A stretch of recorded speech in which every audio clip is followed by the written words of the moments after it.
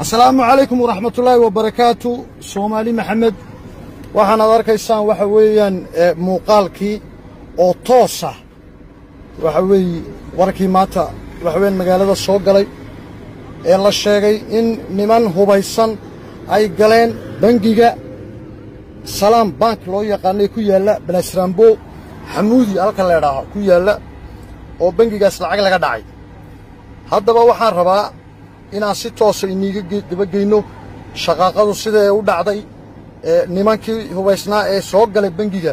sidii ay ugu hirgashay inay lacagtii iyo maaliyadii meesha taalay ay qaataan dadkii ku sugnaa bangiga dhexdiisa iyagu siday yeeleen xaalkooguna isla markii falkani dhacay sidoo ahaa hawshaayoo dhan baan rabnaa inaan iniga dabageyno oo si toos ah inii daawadsiino bangigii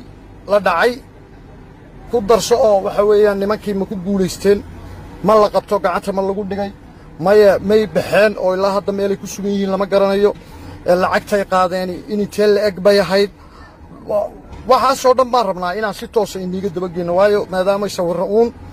baraha bulshada dhex socdaan oo baraha bulshada dadku markay ka faalloonayaan qoraal lagaga faalloonayo oo wax baraha bulshada dhex socdana uu sawir uu yahay sidaas darteed baan jeclaysanay inaan iniga dabageyno. haddaba waa kan waad aragtaan fiidiyoga wuxuu ka bilaabmayaa nimanka banka soo galay waa kuwa labada nin waa ninkan waxa weeyaan shandada sitamidi kii kale ee la socday waa ka isagu halka u beeray baastoolad buu sitaa ninkan shandada sita waxa uu ku qabtay waa kiisiyegi ninkii meesha fadhiyay waxa weeyaan maqalka gacanta ku hayay nin secretary asagna daba jooga meesha waxa ku jira waa islaan iyo qof qura waxa dhex jooga ninkii secretary wuxuu soo baxay labadiiba wuxuu soo saaray dhinaca hadeeta waxa uu faraha la garay uu baarayo waxa weyn waa qasnadihii khaanadihii ay waxa weey maaliyadu ku jirtay inkastoo horta bankan yahayn bankii weynaa amba bankii dhexe ee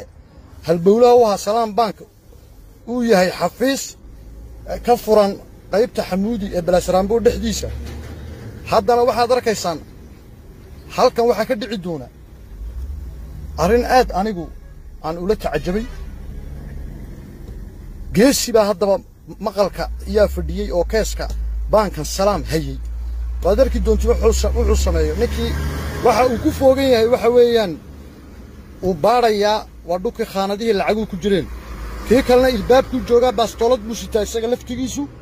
wuxuu ka ilaalinayaa dadka bangiga soo galaya iyo wixii dhaqdhaqaaq guud sameeya